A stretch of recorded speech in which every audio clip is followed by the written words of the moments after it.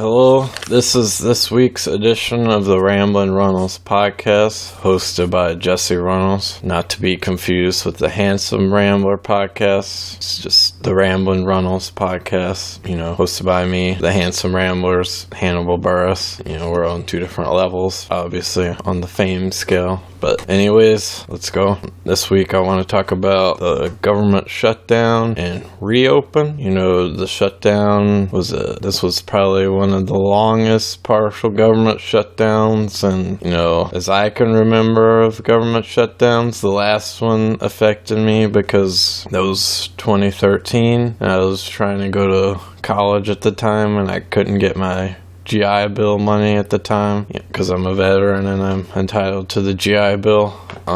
This one affected 800,000 people. Some of my good friends weren't getting paid. My friend told me the other day they owe him, or yesterday I think I texted me saying they owe him $6,000. It's crazy. Like the stories I see where the Coast Guard's gonna start selling cocaine that they seize from drug traffickers. This is crazy.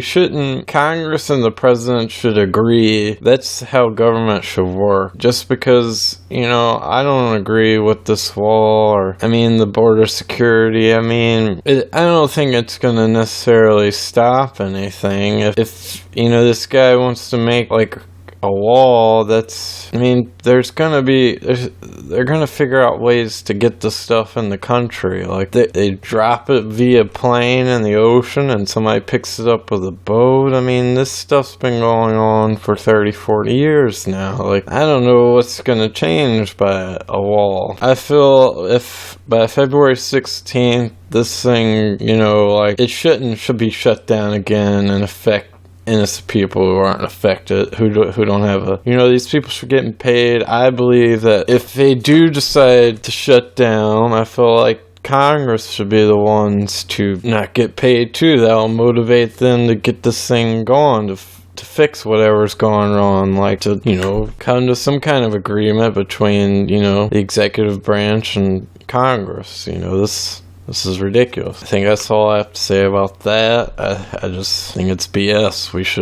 People should get paid. That's ridiculous. And another thing I want to talk about, I'm a Saints fan. Probably always will be a Saints fan in the NFL, and I watched the Saints-Rams game last Sunday, January 20th. Mentioned about the games that were happening. Last Sunday was Rams, Saints, Patriots, Chiefs, and the way that the games went down and the Super Bowl is going to be Patriots, Rams. I feel like we were cheated. They looked the other way on a pass interference play that would have gotten Saints a touchdown, and there wouldn't have been an overtime in that game, and we would have went to the Super Bowl. We only been once, and we won that one time. I feel like in the New Orleans fans, the season ticket holders are trying to get Roger Goodell in court and trying to,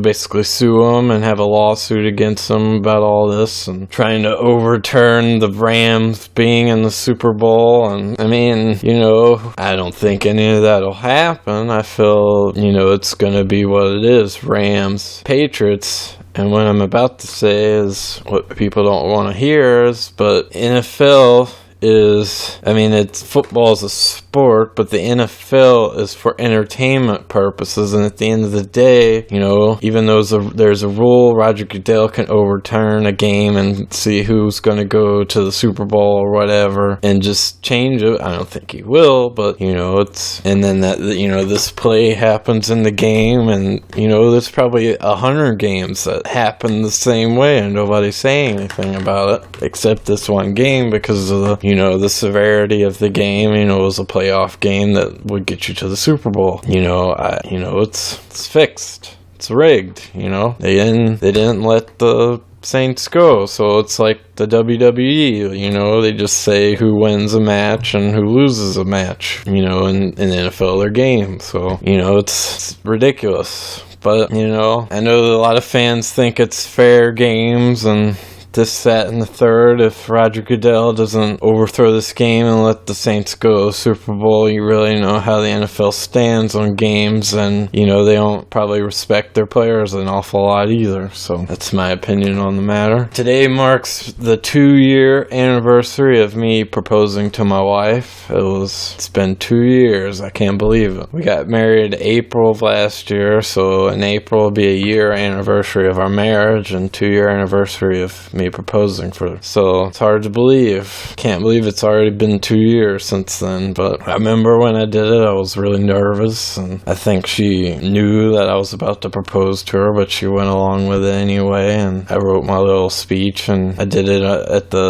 here in Baton Rouge at the levee, right at on the Mississippi River where we went on our first date, and back in the day. So yeah, it was really romantic, and I'm really glad that I did that and married my wife. I love her a lot. Yeah, also I was thinking about during this week, I'm terrified of snakes. I don't like snakes an awful lot. And when I was a kid, once upon a time, me and my dad went fishing, and we were bass fishing, and I had started catching a bass. I think it was a huge bass, and I was in the front of the boat, and the bass spit out my lure or whatever I was fishing with, and I think a water moccasin was chasing that bass, and he didn't like that, and that water moccasin jumped out of the water and came right at my face with his fangs, and I backed up just in time so it didn't bite me, and it was terrifying, but that's what happened. And I remember my dad got a boat paddle and beat it to death, and ever since that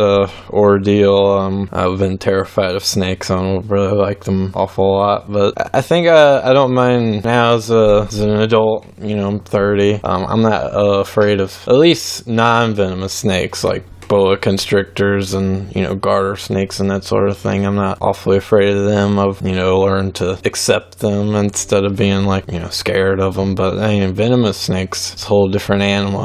They're scary. They can kill you. So yeah, that's how I feel about all that. I think that's all I have to say this week. I hope you guys enjoyed this edition of the Ramblin Runnels podcast. I hope you guys enjoy it and listen to it.